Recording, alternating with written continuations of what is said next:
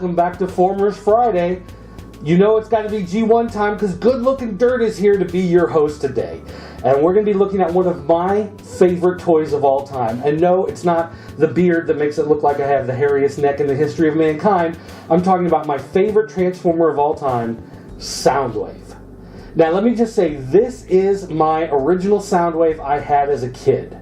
And so because of that, he is a little beat up, he's a little loose in his joints, but I did a pretty good job of keeping the accessories together. The one cheat we're going to have to do today is when we take a look at his cassette.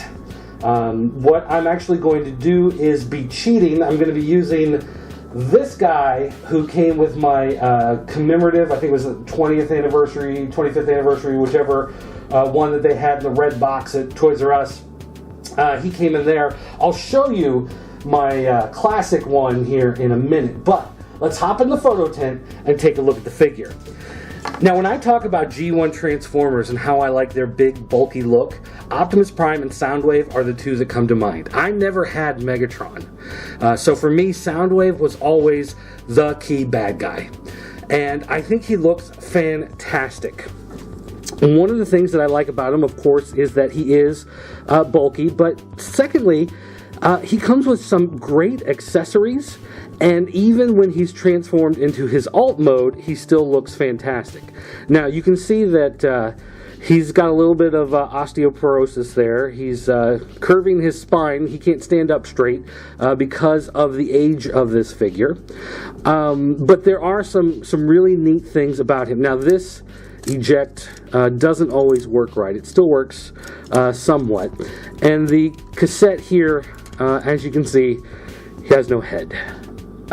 So unfortunately, I'm not going to be able to show you the transformation with the actual classic one, but we'll use the recreation one here in a minute. We'll take a look at him. But the look of Soundwave is something that I've always admired over the years. I think, first of all, the face just looks fantastic. The way it has all the angles, the way he's got the mouth guard, kind of like Optimus Prime, covering the mouth, the silver accents. There was just something about his look, and quite frankly, his face looks like the Decepticon logo. So for me, it always seemed to make sense that Soundwave was your key bad guy, not Megatron. But, you know, of course, I'm not in charge of the cartoon.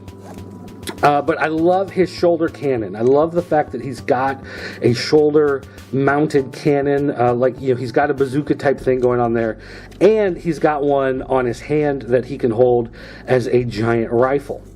I also really like the fact that he does have the elbow joints here. You don't have that on a lot of guys. And he also has the knee joints, even though the knees go the wrong direction. It still kind of works, and for me, I don't know, it just always, that never really bothered me as much. I like the stickers that came with him that gave him a little bit of extra flair, and I love the fact that he had these heavy metal feet, because these feet anchor him really well, and when you put them on display, they do a really good job of keeping him from tipping over, especially if you've got a lot of other stuff on your shelf and the balance may not always be 100%. You set something down heavy next to him, he doesn't fall over every single time because he has such a heavy pair of feet to keep him anchored to the ground.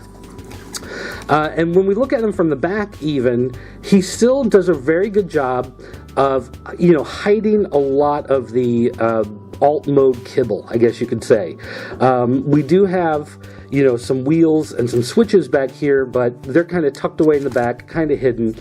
You do have, obviously, the cassette player portion in his chest, but, you know, again, that doesn't bother me because it is interactive, and he does have the cassettes that can pop out and he can play along with. Now, one thing that I've never really understood, though, with Soundwave is that he does come, well, he did come, I guess you could say, with 3 missiles, even though he only has 2 guns to hold them. So you have this extra one that really, you can't really do anything with, except put it in the storage compartment. And the storage compartment does a really great job in a minute when we transform into alt mode, but then there's also another glaring problem that happens with that storage compartment. But the idea that all of it fits together, covers everything up nicely, he looks solid, there's no giant empty areas. You don't transform him and have, you know, hollow arm spaces. You don't have giant chunks missing out of the back of his leg like you see on the classic stuff nowadays. Everything is solid, everything is full. You know, he's got almost like an 80s you know, woman's sport coat, you know, with the giant shoulder pads. He looks big, he looks bulky, and I like the big bulky look to these figures. Now, if we transform him, it's a simple transformation. Most of these guys are relatively easy to do in Generation 1, and that was great for kids. For me, being a little kid, you know, it was nice that you could transform this guy pretty quickly and pretty effortlessly from one mode to the other, and it kind of added to the fun of the idea that they could, you know, quickly change and go into hiding. And so there you have your cassette player. Now, technically, there aren't any speakers. The stickers, you can kind of argue, are speakers. There's also some lines up here you can kind of say are speakers. But for the most part, when you look at this, it looks like a mini cassette player. And even from other angles, it still works really well. Having the belt clip actually makes a lot of sense for these guys. If you grew up in the era where you had a Walkman or you had a personal cassette player of whatever brand, having a belt clip on the back was, I mean, that was a key feature. I remember my early ones didn't actually have it. You had to buy a separate attachment to attach a belt clip on. But I think that's a really cool thing that they put on to add to the authenticity of the alt mode. Now the head is just kind of sitting there on top. It's not really hidden all that well, but I do like the fact that where you anchored his you know, rocket pack, his bazooka here on the shoulder, makes a hidden little place where you'd plug in the headphones. And so I thought that was a really neat idea. Also, it has a counter, which you don't see a lot on modern devices. You didn't see a lot of that in later cassette players, but earlier ones did have a counter so that you could rewind and fast forward and you knew where you were at on the cassette. And that's just kind of, you know, something that happened in 80s technology. I don't know if younger kids today seeing that really understand the point of having something like that on there. Now, the hidden area here in the back, one thing that I always thought was super awesome about Soundwave is that his rockets actually become AA batteries. Or not the rockets, but the guns become AA batteries. So you take these guns, as you can see, they've got the positive tip and the negative tip like a regular battery, and where the handle is, you just kind of slide that in. There's a little groove in there that's perfectly made to hold that in place, and then look at that. You've got two batteries inside the battery compartment, and so that's what this becomes. I always thought that was the neatest thing. For whatever reason, I don't know why, but that to me just seemed like the absolute coolest thing, that those were batteries, that they thought of a way to incorporate that into the overall design. Of course, there's just one problem when you convert them that way. What do you do with these? You've got three of these now, and you've got absolutely nothing. You've got nowhere to put them. They don't tuck away anywhere. They don't fit in anything. They can't fit in the cassette front. There are no openings in the legs or the arms to really put them. So all you can do is just kind of set them to the side and, you know, oh well, maybe next time they'll figure out something to do with them. Now, like I said, the eject door is really weak on this one because of how old it is. But another thing I always thought was cool is if you look on the inside, you can actually see cassette player mechanics. They have the two little pieces that would twist the tape around from reel to reel, and you've got different gears and piping and whatever in there that give it the look of being an actual cassette player, which again I always thought was super cool. Now, like I said, I'm missing a head here on. I always want to say this is Laserbeak, and then I always remember there was another guy. He actually didn't come with Laserbeak, even though Laserbeak was always in the cartoons. It was always the name that I can't think of now that the camera is running and everyone's going to be listening to me.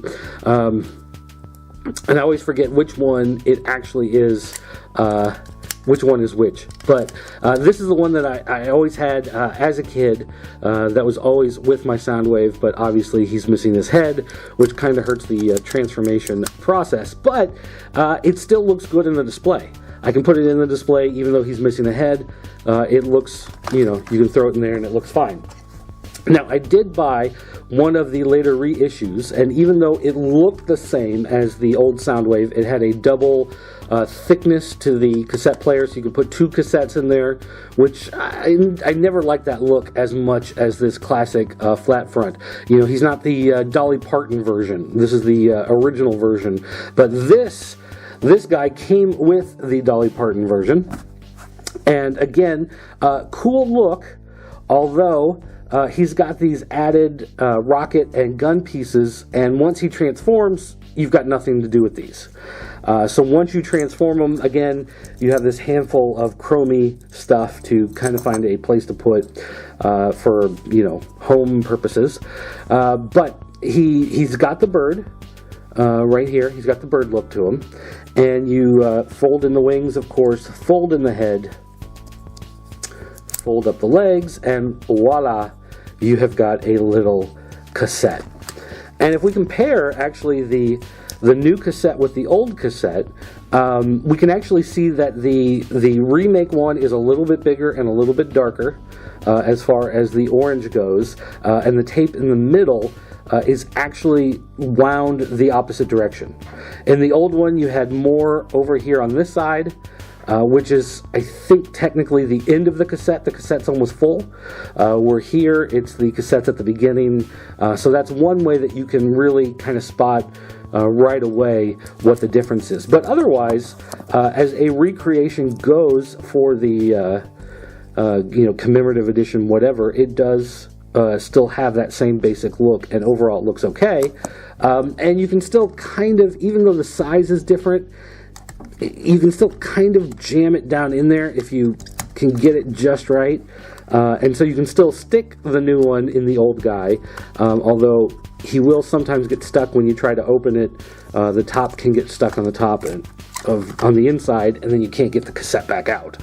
So that is a little problem that you run into sometimes. But overall, the Masterpiece did a great job of having things like these weapons folded into the cassette, so you actually have a place where they tuck away the entire time. You don't have to worry about trying to find a spot to hide them, when they're not in use. So that was great. But, for back in the day when these first came out and we were playing with these, running around the neighborhood, and you would leave them out in the rain and everything else that kids do to toys that are absolutely terrible, it did a pretty good job of sticking together well and being a toy that lasted basically until the head would pop off. But still, like I said, Soundwave, one of my favorite characters of all time, one of the best looks. I love the alt mode. I love the simple transformation, and I love how, as a robot, he still retains that big, bulky look that I think of whenever I think of classic Transformers. He looks strong, he looks solid, and he just, he looks badass, really. I mean, that's what it comes down to.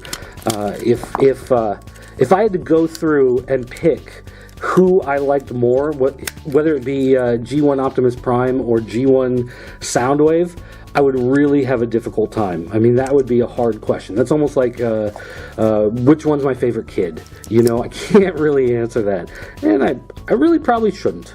But just one of my favorite toys of all time, and one of the reasons why I have fond memories of Transformers is because of awesome toys that look like this. Alright guys, that's going to do it for Formers Friday today. Don't forget to go to popculturenetwork.com. Check out more reviews. We've got stuff on movies, other toys, video games, DVDs, whatever. You can go and check that out. Comic books, I guess I should make sure I mention that. But also, if you want to get a hold of me, you want to ask me a question, send me a comment, the easiest, quickest way to get a response is to contact me on Twitter. It's at PCN_dirt. You You can also call our 24-hour voicemail. It's 217-953-4025. You can leave a voicemail message 24 hours a day, 7 days a week.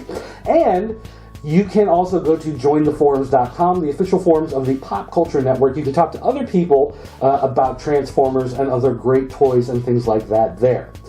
And I want to thank you guys for watching. There is a thunderstorm outside getting ready to roll in. I'm actually surprised we haven't had thunder and lightning yet, but it's pretty nasty outside, and the weather has held long enough to do this video.